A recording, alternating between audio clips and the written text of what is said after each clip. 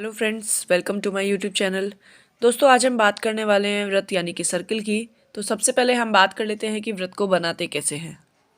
प्रकार की सहायता से आप एक व्रत को आसानी से बना सकते हैं। प्रकार का जो नुकीला हिस्सा होता है उसे किसी एक बिंदु पर रखकर, स्थिर रखकर, और उसके बाद अगर आप पेंसिल को उसके चारों तरफ घुमाएंगे तो जो गोल आकृति आपके पास बनके प्राप्त होगी वो आपका कहलाता है व्रत।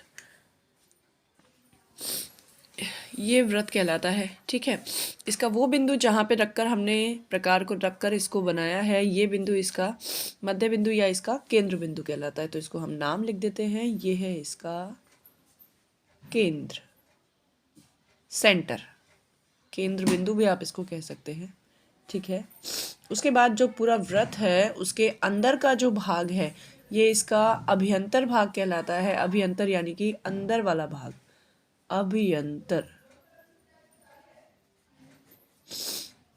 इसके अलावा जो व्रत के बाहर वाला जो भाग बचा रह जाता है इसको हम कह देते हैं बहिर्भाग। बहिर्भाग यानी कि बाहर वाला भाग।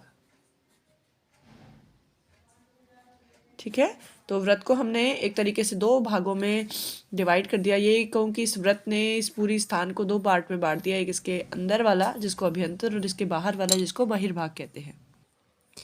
इसी तरीके से ये व्रत का जो बाहरी भाग है, या जिसको हम इसकी बाउंड्री कह सकते हैं, इस गोल घेरे को, इसे कहा जाता है व्रत की परिधि।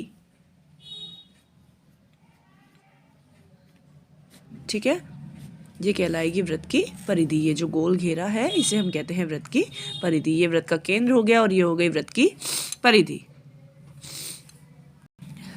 इसके साथ अगर व्रत के इस केंद्र को मैं परिधि से किसी भी बिंदु पर, परिधि का पूरा ये जो भाग है इसमें किसी भी बिंदु पर अगर व्रत के केंद्र को इससे मिला दूं तो मिलाने वाली जो रेखा है, जो रेखा खंड है, वो रेखा खंड हमारा कहलाता है त्रिज्या। ठीक है, इस तरीके से यानी व्रत के केंद्र को व्रत की परिधि के किसी भी बिंदु से मिलाने वाला जो रेखाखंड है वो रेखाखंड हमारा क्या कहलाएगा?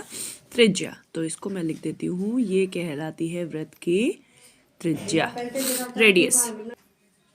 उसी तरीके से व्रत के किसी भी दो बिंदुओं को मिलाने वाली जो रेखाखंड है, किसी भी दो पॉइंट्स को अगर हम मिला दें तो मिलाने वाला जो रेखाखंड है वो हमारा कहलाता है जीवा। ठीक है, यहाँ से इस तरीके से मैं एक लाइन बना रही हूँ। ये रेखाखंड क्या कहलाएगा? जीवा कहलाता है। ये व्रत की जीवाएं कहलाती हैं। व्रत में आप एक से ज़्यादा जीवाएं बना सकते हैं, जैसे कि मैं यहाँ दो पॉइंट्स इस तरीके से भी बना सकती हूँ। जैसे इन दो पॉइंट्स को मिला के अगर मैं लाइन खींच रही हूँ तो ये भी अपने आप में क्या है? एक जीवा कहलाती है। ठीक है, और व्रत की ऐसी जीवा जो कि व्रत के केंद्र से होकर गुजरती है, यानी कि एक ऐसी लाइन जो दो पॉइंट्स को मिला रही हो लेकिन केंद्र से होते हुए जाए, इसको काटते हुए जाए, वो कहलाता है व्रत का व्यास।